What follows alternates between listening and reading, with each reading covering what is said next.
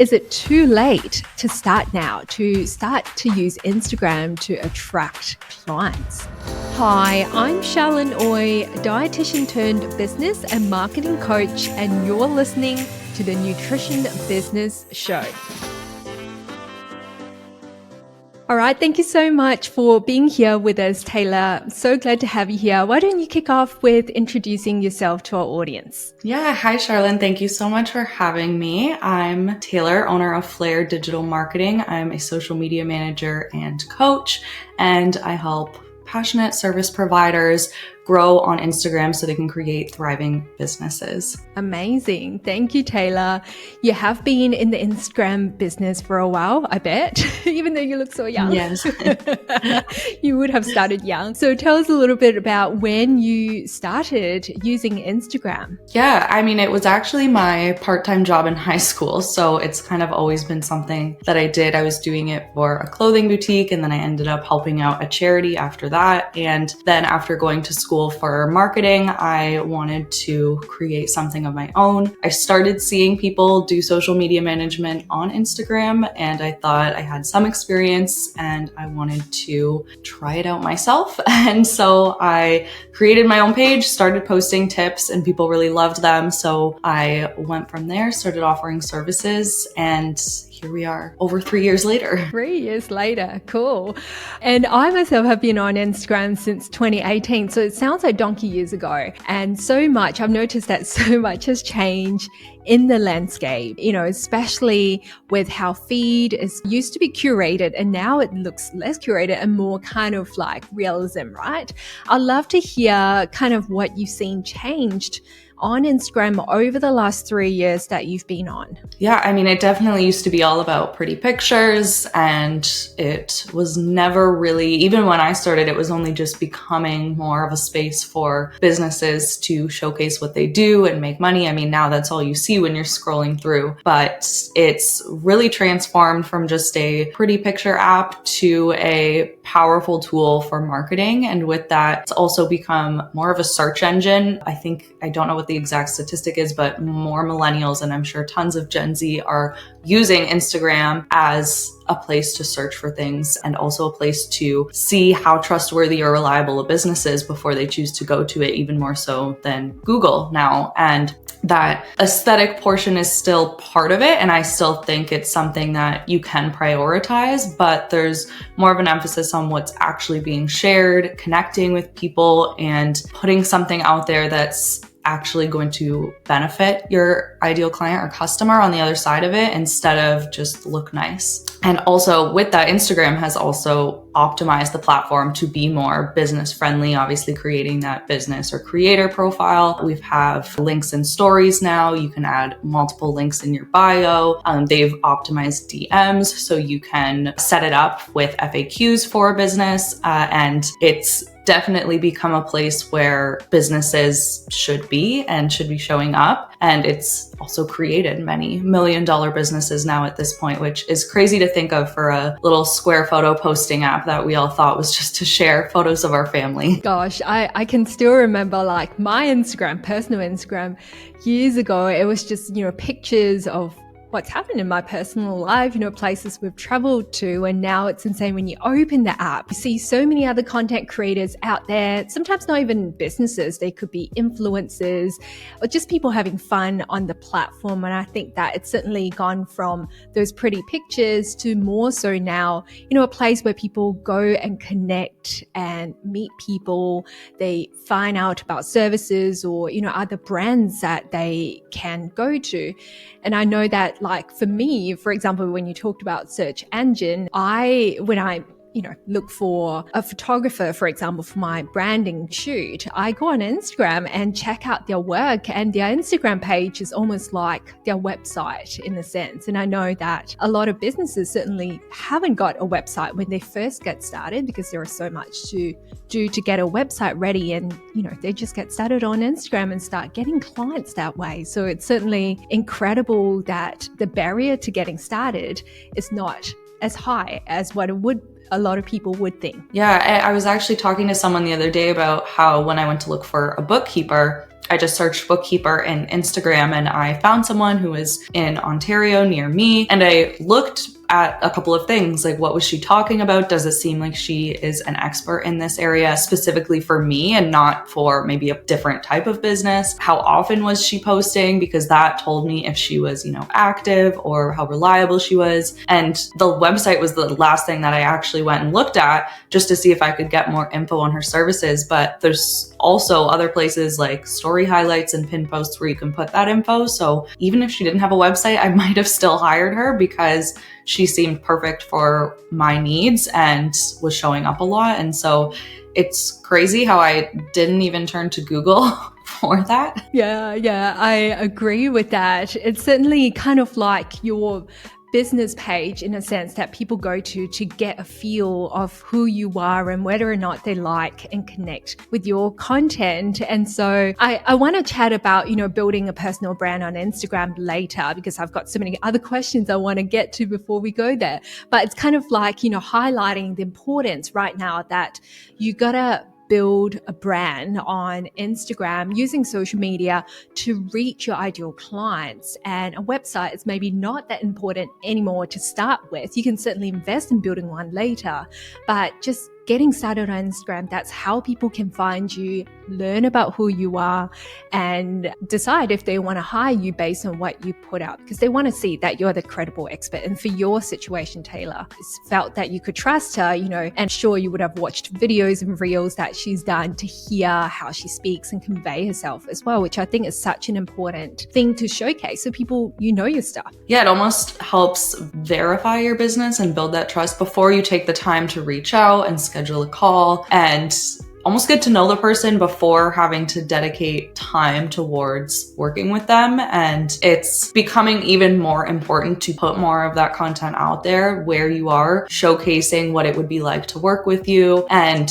showing a bit of who you are as well, because there is a lot more people on the app now. There's a lot more businesses doing this, and being unique and actually putting something out there that connect with people and not just like 3 tips too, or if this bookkeeper never posted anything with her face on it. Those are the kind of things that might make you blend in a little bit more and not really stand out, and could be the deciding factor if someone wants to choose to work with you. And it may even make them doubt if it's a real person behind this page, right? Because there is a lot of accounts out there that we know are not, credible people, and they're bot accounts. And so it's another thing to help reduce the barrier for people to reach out to you. So yeah, Taylor, the next thing I wanted to ask you about is because obviously since the pandemic, we've seen so many other businesses pop up on Instagram. So I get asked this question a lot. Is it too late to start now, to use Instagram to attract clients? Absolutely not. It is never too late. I think that, well, yes, on one hand, it is definitely not as easy to blow up on Reels because way more people are posting on Reels and more posts are showing up.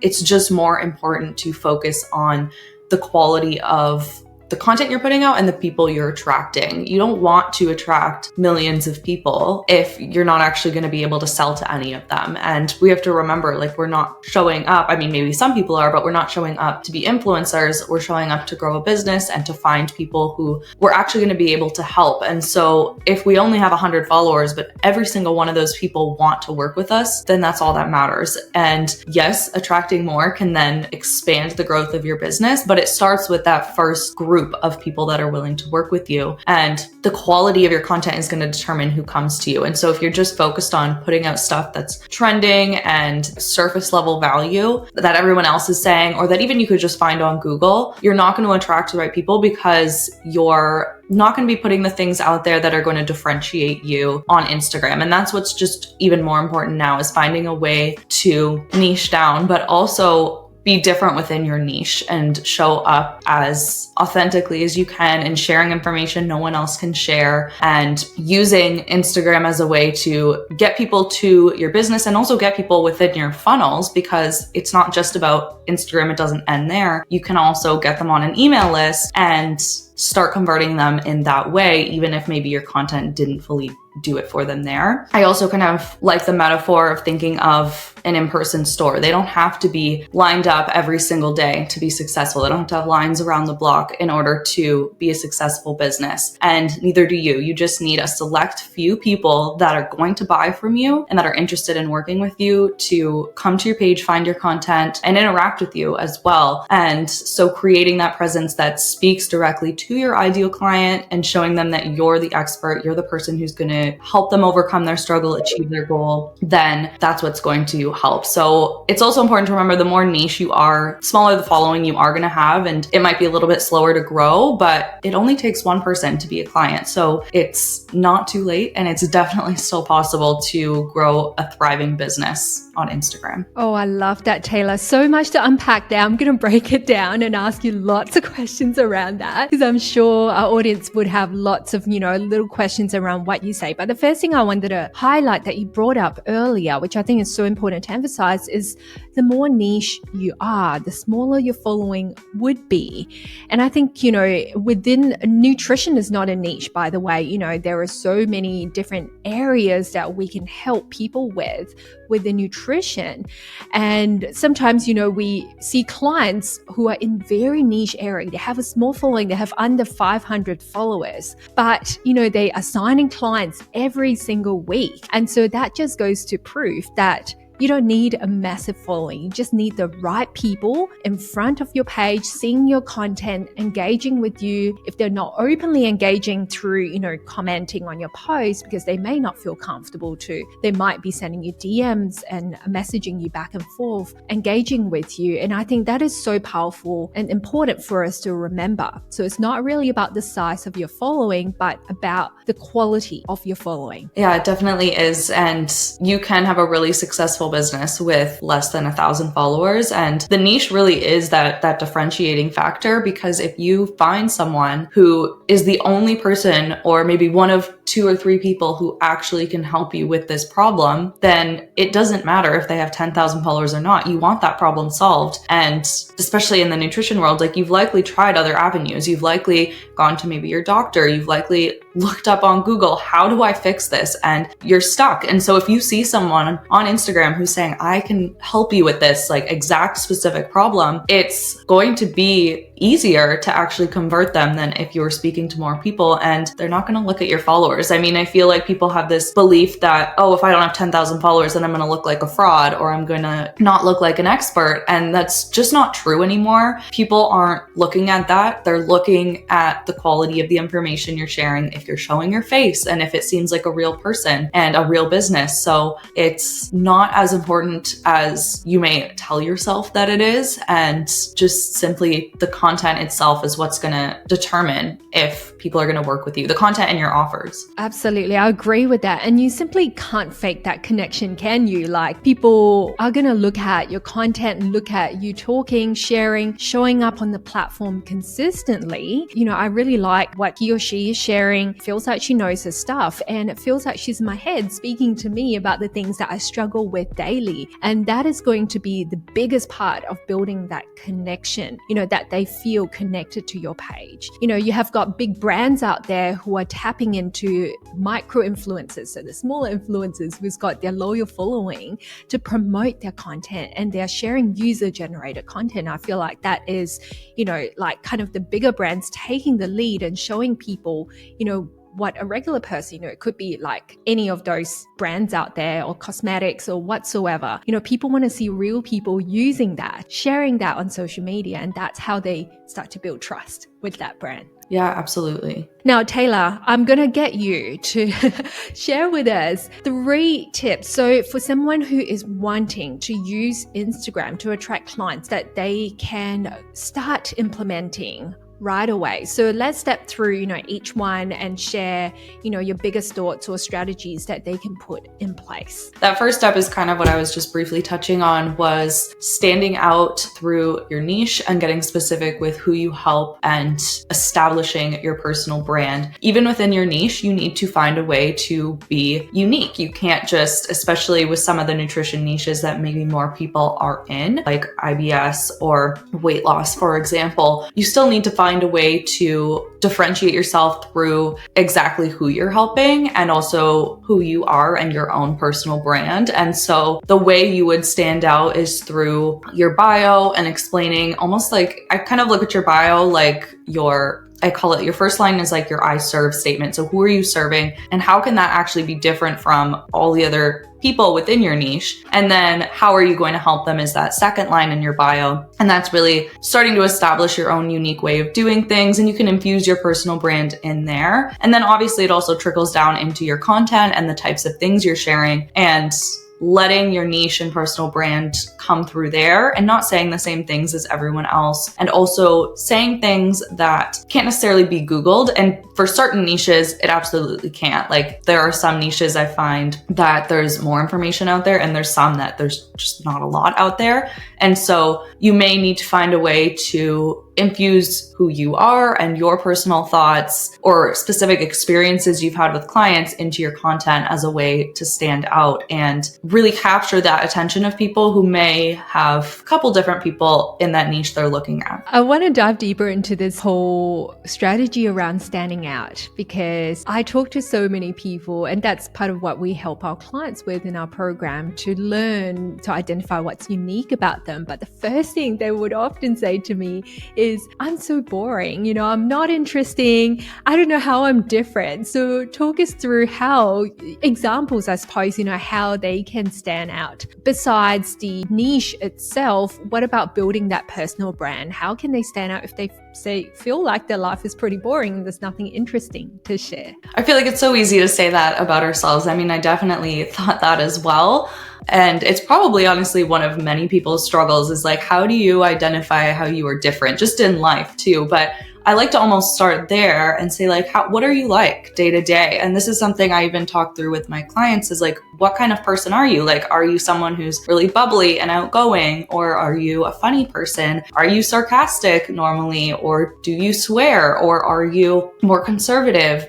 Some people really like to share from personal experience. They like to share stories. And so I think it starts with like, okay, who are you as a person? What's your personality? And how can we infuse that into your content? Just the way that you talk, the way that you go about things. And I think that's a really easy way to start to differentiate yourself. And it can be kind of scary sometimes, I think, especially when you're in a niche like nutrition, because you're like, I want to show up really professional, but doing things on Instagram, it's a little bit different than what you may be used to. And people really thrive off of that personal connection, actually feeling like they are your friend almost. And so it's a good thing to show that personality a bit. And it can be through how you're saying things, the words you're using, emojis, and then the types of content as well. Like there are certain clients I have that do all these really funny and crazy reels. And then some prefer to just do more with like B-roll shots of them working or getting something done and the text on top. So that can shine through in your content and it'll connect to the right people. And I also typically say like, if it feels cringy for you to do, then it probably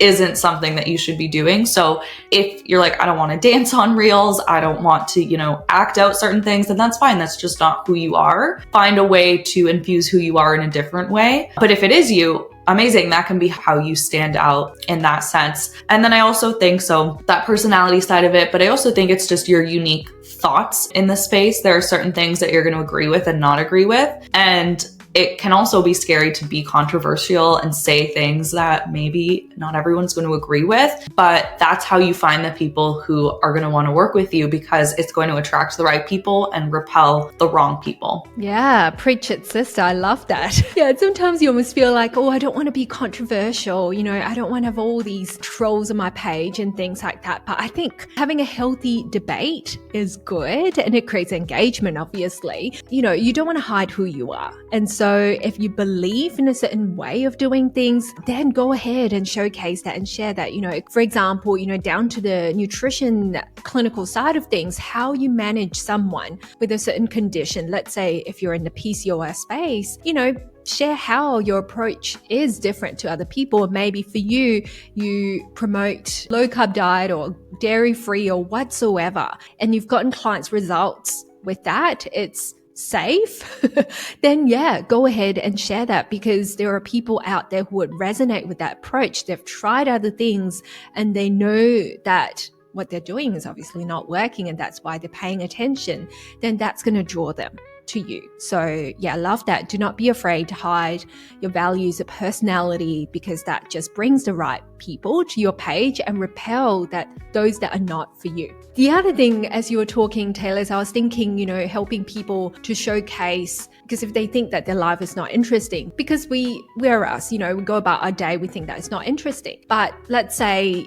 I'm thinking of someone who is maybe a mom who runs a part-time business, as a nutritionist or a dietitian, and you could easily just capture snippets from your day as you're working, as you're playing with your kids, if you're comfortable with sharing your kids on social media, if you're at the playground, something, and just capturing little snippets of that. Because if that's your niche and it helps to attract other people who are similar to you, then that's going to be a huge help in setting you apart from other people who perhaps don't have kids yet as well. Yeah, they're also great conversation starters. I mean, I post my dog all the time, even though that's totally unrelated, but people reach out and just talk about her or ask about her, and it starts a conversation. So those little things may seem boring to you, and they actually are interesting or conversation starter for other people. So it can be uncomfortable at first, but even just little clips and of parts of your day, even if you're just reading a book in the morning, that could be something to share and start a conversation and show people who you are. And it's not as boring as you think it is. Absolutely. We all have to remember that. Okay. Taylor, I would love to hear some tips around content, because again, content can set us apart from other people. Content can help us to attract the right clientele that we want to attract. So can we talk a little bit about what types of content you would recommend as ways to attract clients to your business? I'm really seeing a focus on two types of content. I do think that the two types are not this type, but that educational content is still important, and it's still important to share your unique thoughts on certain topics. But what I'm finding is actually getting the most engagement now. And this is just something that's kind of interesting. I don't 100% know why it's happening, but people are really only engaging with this entertaining and connection-based type of content. So the entertaining type of content is going to cast a wider net onto your audience. So it may not be about nutrition, but it's still relevant to your niche specifically. And it makes them feel seen, it makes them feel understood. And it may even be a little humorous, but if that's not your way of doing things, then you don't have to go that route. So for example, if you're in the IBS niche,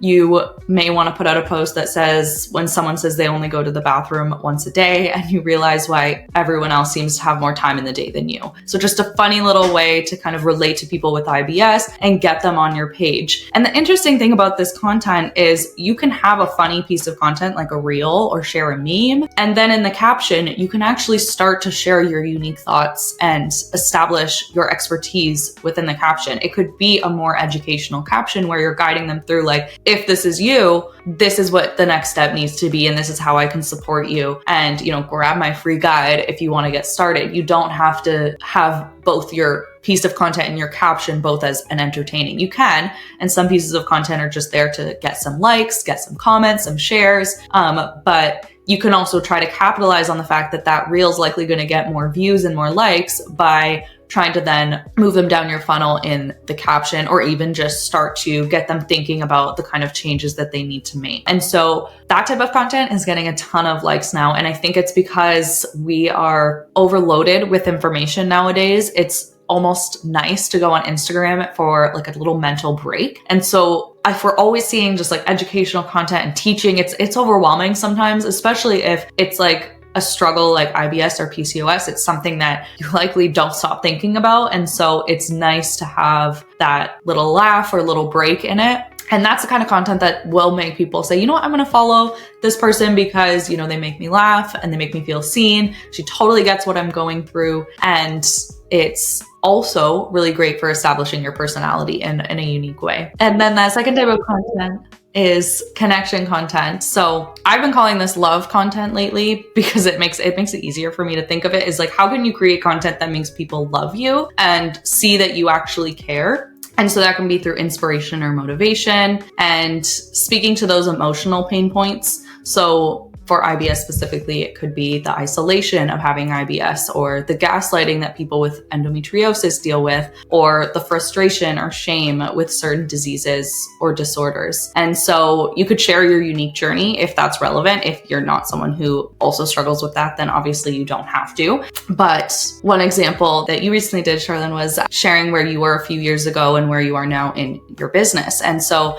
that kind of content shows people that you know what it's like and you've been there. And it's also motivating and inspiring for people to see what is possible. And so this type of content is also getting a lot more engagement lately because it's a lot more raw and real. And it's not just, again, throwing information at people. It's almost immersing them in that journey and process and showing them it's possible for them too. A lot of times, people think that, when I share my struggles or challenges, it makes me look less professional. And so I'm concerned about how much I share. But for me, I always think about how can I use my journey and my story to inspire other people, about the possibilities and how they can get out of a unfulfilling, 9-to-5 job to build something of their own that they can be super proud of. They can go and help and make a bigger impact in other people's life. So my advice for you, if you feel that way, you're like, I just really, don't want to be seen as weak or unprofessional. Think about the people that is going to see your post. How is that going to help them and make it more about them versus about us? Because, I think that for me, my approach to doing content, and Taylor, you're very similar as well. Like what we share, it's all about how we can help people, and we're coming from that place of service versus, look at us, we're amazing at what we do. And, it creates a segregation. But what you want to do is minimize that gap and bring yourself, your brand, closer to your audience. And that's what makes people feel seen and heard. And that's your love content there. So thank you for sharing that. I want to go back to the entertaining content you talked about earlier, because we do quite a bit of that. And yes, it may not always be educational. Some of them are in the captions, but I see the video, the reel itself, as a great way of capturing people's attention. It stops their scroll, and then you bring them in and start teaching and sharing with them what they need to know. And those kind of content gets us a lot of shares and saves as well, because people find it funny. They share it with their friends and family. And so, even though you may see it as a low value type of content, but it's still important to, again, build that connection with your audience to help them know that you understand what it's like. Yeah, it's what people are craving nowadays. They really want to engage with it. And it also helps, I find, offset the fact that maybe those other pieces of content aren't getting a ton of likes or a ton of comments or shares, even though it's important and they're probably consuming the information. They might not be hitting save. They might not be hitting like. And so it's important to, just for the sake of growing on your page and keeping your reach and your engagement up,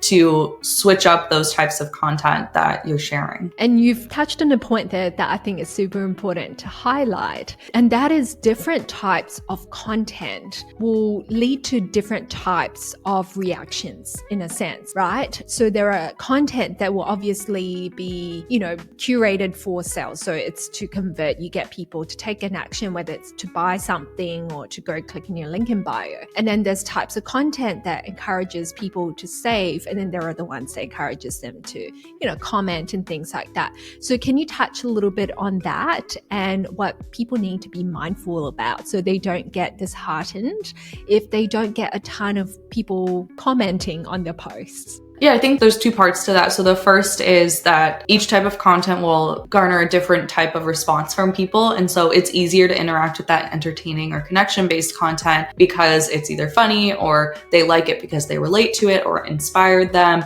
They share it because it's something they want to show their friends. But if it's a piece of content where you're talking about tips to help with bloat, that's not necessarily something people are going to share. And that kind of touches on the second part of it, is because sometimes they're a little bit personal, like the pieces of content you're putting out, and they're not necessarily something you'd want to share with your friends. Or even commenting can be a little bit harder for them because it's almost like admitting publicly that they're struggling with this. And so it's important to remember those certain pieces of content that are just not going to perform as well. They're not going to get as many likes or shares. There's certain types of content that'll get more saves. There's certain types that'll get more comments. And each post doesn't have to do exceptionally well in order to have actually impacted someone and to have gotten your point across. And it's funny too. I'll see posts that I put up and I'm like, wow, I have double the amount of saves that I do likes. And it just goes to show people are watching, they're there, but they're not hitting like or always commenting. And that's okay. It's totally fine if some posts you might say completely flopped, but also think, what was your goal of that post? If you are putting up something to sell your program or your offer and you're talking about your offer in the caption, then it's fine if you also didn't get a ton of likes, because maybe you got a couple of leads from it, and that's what you're going to judge that post on, not the number of saves or likes or reach even. It's going to be on the number of leads, how many people reached out, how many link clicks you might have got as a result. And so it's easy to think a post did really bad, but we always have to come back to what was the goal of it, and also how personal were we on that post? Like, did we maybe even strike a chord with someone that made them think, oh, like I'm messing up really bad? Like, if you call someone out on a post, they're also less likely to engage with it because you almost made them realize something they're doing wrong, and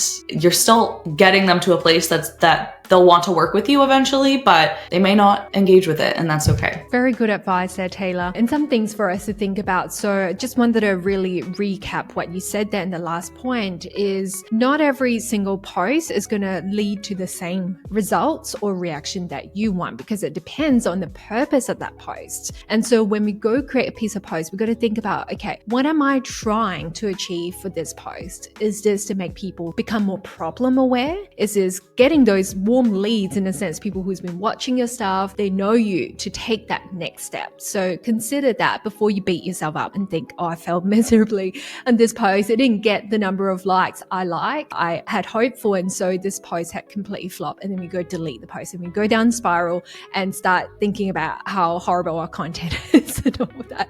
We've all gone through that. Now, the other thing I want to touch on as well, Taylor, is that we also have to remember that not everyone who lands on your page or follows you will buy from you. They're at different stages of their journey. They may be someone who's just got diagnosed with something, and so they're still in the information gathering phase. They're not quite ready. There may be someone who's been struggling for a while, but they're getting by. And you've got people who's been struggling for a long time and they really need that help. And so they're actively looking. So I'm talking about the different stages of the customer journey and, where they're at the moment. And so when they follow you, engage with your stuff, they may not buy from you right away. So you've got to remember that. But I'd love for you to kind of take us through, Taylor. So when someone finds you on Instagram, how does that look like? So you talked about sales funnel earlier on as well in our conversation. So talk us through, for an ideal client, let's say, you're a PCOS dietitian, what steps would you want to lead them down in order for them to become a client? Yeah, so obviously they found your page, they come to your page. Now they may be at a certain stage. If they're earlier in the journey, it might actually just take longer for them to actually get to the next step in the funnel, but that's okay. You got them. You're going to keep posting content that'll help guide them down that funnel. But sometimes people are a little bit further down, and typically what they would be looking for is something free, some resource, something that's going to help them out. And so you can start to guide some of your content to a lead magnet or a free resource, a guide, an ebook, or even free challenge, something that's then going to get them to start working with you and then also gather their email. So then you can also start pushing a marketing funnel through an email as well, and not just on Instagram. That can happen through content. It can also happen through your stories. They could also just go to your link in bio and maybe find your free resource and start using it there. And then from there, they would typically keep engaging with your content. They'll try out whatever your free resource is. And then your content that's leading to an offer, whether it's maybe a mini offer or your big program, they're going to be more receptive to that. And also if they're getting emails as well, they're now seeing you in two different places, hearing from you in two different places, and they're going to be more likely to then work with you there. And so it's really important to have those steps set up. Even if you don't have a free lead magnet right away, it's important to have that step of what can they do next? Can they book a free call with you? Should they DM you to talk about it? Is there a link that they can book, or are they just DMing you? And making that clear on your profile and in your content, what that actual next step is. Also knowing how you're going to go about that next step as well. So if they do DM you, what are you going to say? What are you going to ask them? And how are you going to help them get to the point of, oh yes, I'm ready to work with you? Or you know what, I just wanted more info. info, and you can say, great, thank you, like I'll be here. And so ManyChat is an automated chat feature, but you don't need to have that automated chat feature now to start getting comments and saying, comment the word IBS for more info on how I can help you. You can even just do that manually to start out and start DMing them, start that conversation. Also, you don't need a link in bio right away when you start out. It can be nice to have that booking link or an application form, but if you don't have that, you can say DM me the word IBS for more info. And I like to give people a word because I feel like it's just so much easier, because if it says DM me for more info, it kind of leaves too much open for them to make a decision. Like, well, what do I say? Like I'm struggling, and it's almost uncomfortable for them. So saying IBS takes the pressure off of them, saying that one word. It could be anything. It could be, revive or whatever your word is. And then they can let you take the pressure off of it by having to send the message and guide them through what that next step would be. And so it's not just enough to say, DM me if you're struggling, give them that word. And also, if you don't have a website, if you don't have those other things set up, try and pull that information into your content as well. Like, what would it look like to work with you? What things are you helping them with? So then when they do get to that point of you saying, okay, DM me this word for more info, they're already warmed up a little bit to what it would be like, and they are more receptive then to if you are going to lead them into a program or working with you. So it's really about being clear about what the next steps are. It doesn't matter if you don't have all the bells and whistles of a nice website, a nice landing page, or a lead magnet, because those will take time to set up. And when you're getting started, you're still really getting a feel for what your ideal clients want. You're learning about them. You're still doing your market research. And so we have to take that pressure off ourselves to have everything set up when we're getting started. You can start as simple as what Taylor said, DM me the word to learn more about how I can help you, or, what's the next step in a sense. So you're reducing the barrier for them to get started. You're making it clear and simple and dead easy for them to feel comfortable about reaching out, because we have to acknowledge that it takes a lot of courage for someone to go send you a message as a brand. And so why don't we make it easy? Why don't we invite them? And sometimes people would say, oh, it feels a bit salesy to tell people to DM me. So Taylor, I'm going to put you on the spot now. Have you got some examples of call to action words that people can use in their content to invite people to reach out to them and take the next step? Yeah. Sometimes it could just be as simple as saying, like, instead of saying, like, if you want more info on working with me, it could instead just be an invitation to chat with you and to have a conversation. And so instead of saying, like, DM me this word for more info, you could say something along the lines of, like, is this, maybe I wouldn't say a yes or no question. I would probably ask something that's actually a little bit more going to drive a response, like a specific response. So like, what symptom or what struggle or what problem is currently the most bothersome for you right now? Comment it below or send me a message about it, and give them that invitation in a different way to send you a message and DM you. And that can just be a good way to start the conversation without any need to sell. And you don't even have to sell right away. The conversation could start and end with you just offering some advice and say, what, maybe I'd look towards this, or I'm so sorry you're dealing with this. Like, I typically suggest this, this, and this. If you ever need more info though, I'm always here. You could even direct them to a free guide that you have if you have that set up, or maybe another post that you have that offers some free tips in that area that they're asking about. That's so insightful and really, really helpful. So I hope that you guys who are listening, you're taking down lots of notes, because what Taylor is sharing is so important. Okay, now Taylor, we have got quite a lot of people who are new to using Instagram for their business, and they may not feel confident. They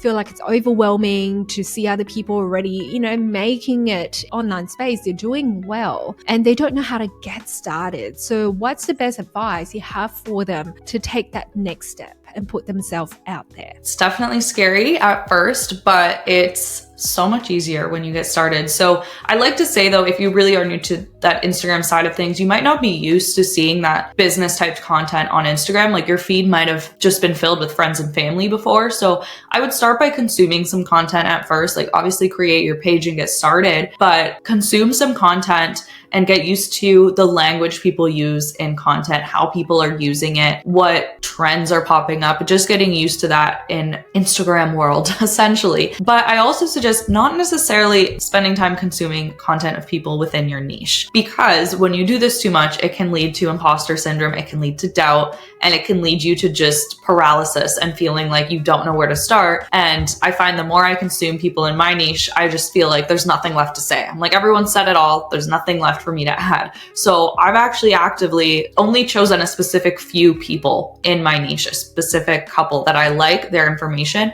but I'm not following them all anymore because it actually just leads to self-doubt. And I started following more people in other niches because it's a really great way to get inspiration without making yourself feel bad about what you're doing. So follow maybe some people in some other niches or even in totally different industries because they have really creative ideas that you can maybe emulate in your niche and in your industry. And so when it comes to consuming, I like to give that word of caution to not consume too much in your niche. But it is good to start out with doing that a little bit to get used to that. And then the second part of it is to just start creating. And I wouldn't overthink it too much. Sometimes if you're in that like fear space, it just is helpful to get anything out there to just start out. Start simple, just start getting some graphics made. You don't have to start with reels right away, but it can be helpful to start out with reels that maybe don't require you doing too much. So I really like those B-roll reels where you're just, for nutrition specifically, it could just be you eating your breakfast or sipping your coffee, or very easy. That can be in a video where you don't have to look at the camera or act or anything, and just start getting things out there to build up that confidence and build up that momentum with your content. And then start tweaking from there. Start seeing, okay, put out a few. Now let me start to create a bit of a strategy and some different content themes that I'm going to focus on. And okay, what are my goals with my business? Should I have a couple that I'm talking about working with me? And then you can start to make it more specific in terms of what you're actually doing. But getting started is sometimes the biggest hurdle for people. So I like to say, just get out there and start posting and see how it goes and adjust from there. Actually, a last tip is to also follow a select few, one or two. I wouldn't follow too many experts in both growing your business, but also in social media. I think could be really great, but I would not follow all of them because there are so many out there and some people are saying conflicting things. And that's what leads to that like confusion about, well, do I do this or do I do this? Because this person's saying this and this person's saying this. And the truth is sometimes two things can be true at once, and one strategy can work and another can work. But what's not going to work is taking part of both strategies and trying to make it work. So find your experts, a couple people that you trust, you like their information, and go with that. And maybe even see if they have free resources out there. It's, you obviously at the start don't want to spend a ton of money. And so it can be helpful to see like maybe some people out there have different free things that I can use to just get me started and give me some content ideas or give me some advice on different techniques that I can use in my business. And so it's beneficial to use those at the start. I hope that this will sink in for you guys, because I'm a dietitian myself and I know what we're like. You know, we are perfectionists. We have a very high standard for ourselves. And so we spend that time overthinking, trying to get it right. And that can lead, well, analysis paralysis can lead to inaction. And so we just freeze and don't do anything. You know, it's so overwhelming. We can't even put out a post because we're so nervous about what people would think. What if it flops? You know, we create all these what ifs in our mind, but you just got to start somewhere and you'll learn from the experience. You'll get better. You know, if you ask me, go back and look at my first post from 2018, I'm going to cringe and laugh at how bad it was, but it's okay because I know that I've evolved, I've learned, I've grown over the years, and I've gotten to where I am today. If I didn't start by posting my first post, second post, third post, things wouldn't have happened and things would look very different today. And I think a lot of people do give up on a strategy too quick before we even give it time to see results. You know, so Taylor, sometimes, you know, people are starting and 2 months later, they're done. So typically, how long would you recommend for someone if they were putting some strategies in place, especially taking away tidbits from what we learned today and putting that in place? How long would you recommend for them to kind of stick it out to review those metrics to see if something's worked or not? I think 3 months is a really good amount of time to take a good look at it. I mean, you can still look at what's doing well month over month or week over week and say, oh, this posted great, I'm going to try that again. But overall, 3 months is a really good time frame. end. And that's for a few reasons. And one is just the time of year can really impact it. If you're starting in, let's say, December, then it might be a little bit slower to pick up because people aren't always on their phones. They're flooded with Christmas content and holiday content. And so 3 months is better because it's not changing as much based on what's going on in the world or in the season. And so 3 months, you can take a look at, okay, the type of content that's doing well, not doing well. You can take a look at what you're talking about. You likely will have some kind of comments or DMs at that point to go off of, and a better look at overall what worked this month, because I also say sometimes you can have a really great month and then the next month is just normal, but it looks like you did really bad that month because last month was really great. And so it's not good to look at month to month. Instead, look at 3 months overall for that strategy change and content topic change, and maybe even slightly shifting your niche because of what you've learned and what people have said, and your messaging as well. We're going to remember growth is not linear, and it's the same advice for business. Any strategies you put in place in business as well, you got to stick it out. You got to stick through with the process to give it time to see if something's worked. Because, you don't just have the same level of income every single month in business. You don't go up by 5% every single month. There's going to be one month that will be higher, another month will be slower, and then it will balance out eventually per quarter. And right now, it's summer holidays for you guys over in Canada, it's the States and UK as well. So people are out and about, and you may have started this month and wondered, why is my account so dead? Why is no one engaging? It's because you got to think about the season. People are busy, there's stuff happening, and so their mind is more on something else. But if you keep sticking it through, you're going to start to see traction from that. So thank you for that advice, Taylor. Just a couple more questions. First question is for someone who is not confident on camera, because a lot of us are introverts. We rather just, talk to people one-to-one, or we hide behind our laptop and work away and create meal plans and things like that. What advice would you give for someone who's getting out there on Instagram and they're very shy and nervous about being on camera? I will say it gets easier with time and practice. I never wanted to show up on camera. I remember I used to post my face or in a reel or story, and I would throw my phone and I would just cringe at myself forever because I did not want to do it. But now I'm looking back at that and I'm I can't believe that was me at one point, because now I'm taking videos and I'm sharing and I'm so confident. I don't even care what happens as a result. So with time and with practice, with anything that you do, really, it'll get easier and you'll also get better through that. So again, just start and it will get better. For some actionable tips that you can take though, is to start small. So start with a story photo. They expire in 24 hours. So you can post it and you only have 24 hours to get through before it's done and it's gone. And then you can try a story video.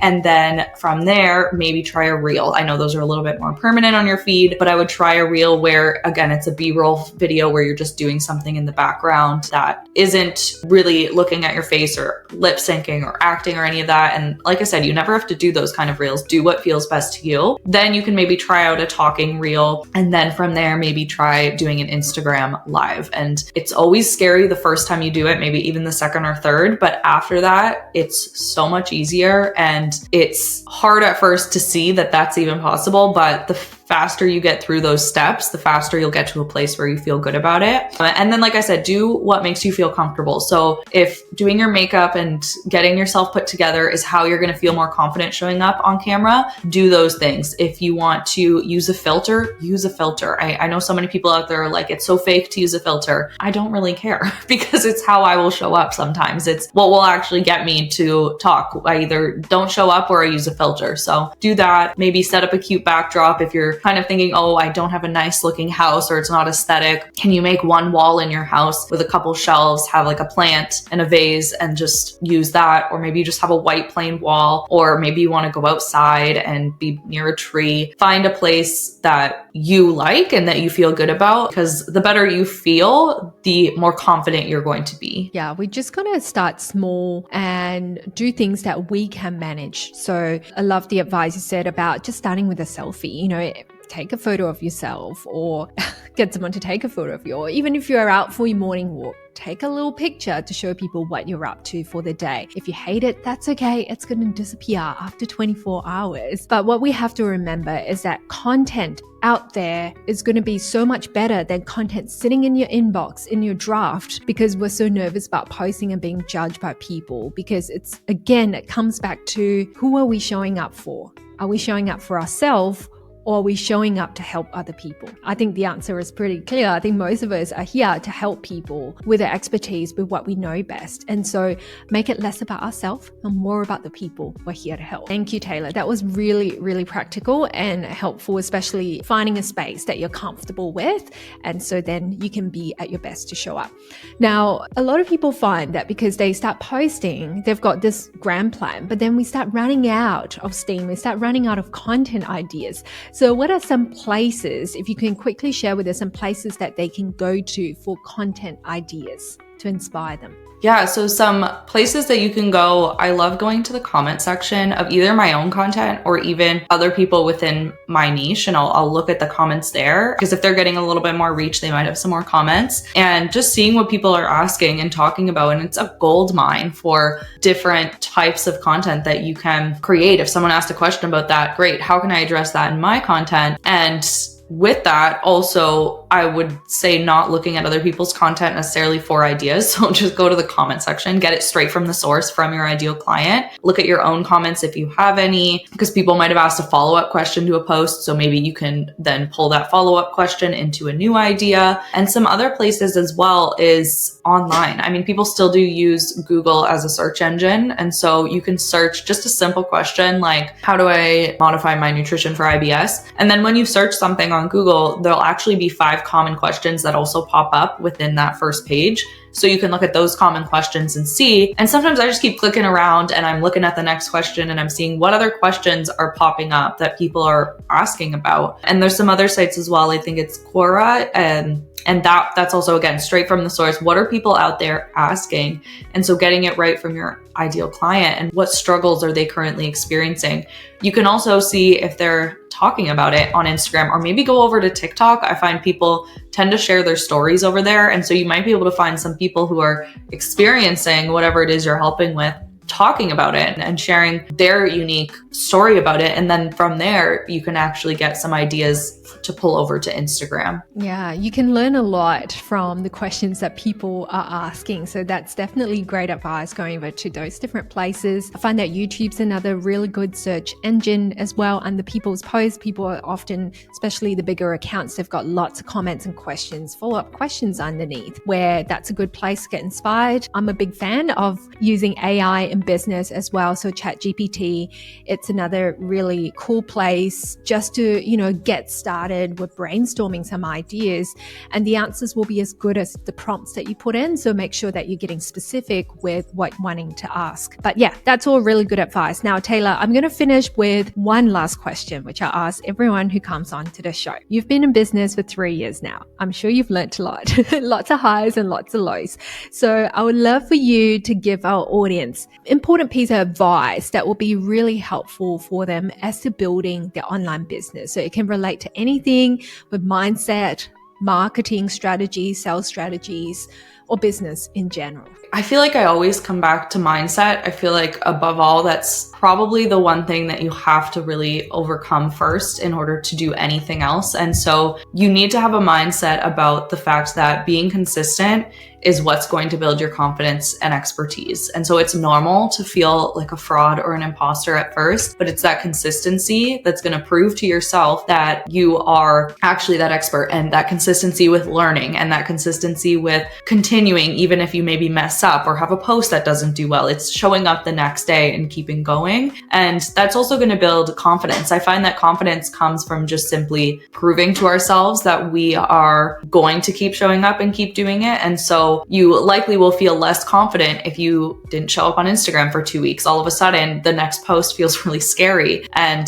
you're back almost at square one, like, oh, what do I post? What do I talk about? And so that consistency is actually what's going to fuel that confidence for you and teach you how to be better and learn more. And I'll also leave you with a marketing kind of piece of advice as well. is to not let all the advice out there confuse you or overwhelm you and lead to that analysis paralysis, as you were saying. Create your own simple and solid marketing strategy that, you know, you can use for Instagram, but also for other aspects of marketing, and root it in your ideal clients and needs. Don't let what everyone else is saying or doing and almost that like shiny object syndrome of, oh, but this person's doing this and this person's doing this. If it's not aligned with what your strategy is, maybe make note of it, come back to it later when you're reviewing your strategy, but don't let it derail the plan that you have, because then that's when things stop working, or that's when it's harder to analyze what worked or what didn't. And so create a simple strategy that you can stick to that's rooted in your ideal clients, and that market research is a big part of that. And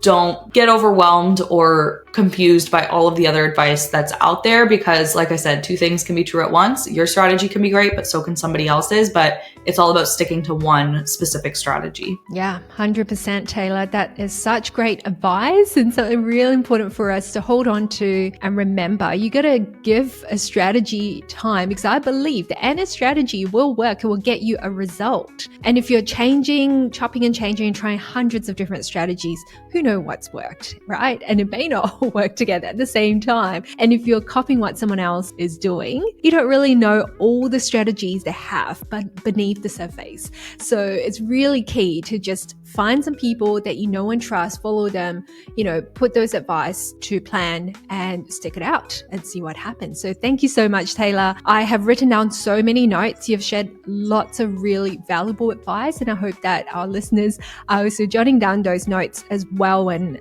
go ahead and implement them. So Taylor, thank you so much for being on the show today. Where can our audience go find you if they want to connect with you further? Yeah, thank you so much for having me. It was so great to chat. You can find me over on Instagram, as always, at Flair Digital Marketing, FLAIR Digital Marketing, and we can connect over there. I do have a podcast as well. You can find me. It's the Face Your Flair podcast, and we chat a lot about the mindset side of showing up on Instagram, showing up in your business. And I kind of like to look at it as like the conversations we don't always have on Instagram, because we're so focused on learning and talking about tips over there. And so I like to focus on that mindset side of things to motivate you, inspire you, and keep you going, because it can be hard, especially when you see things not going so well. Thank you for doing that. It's much needed.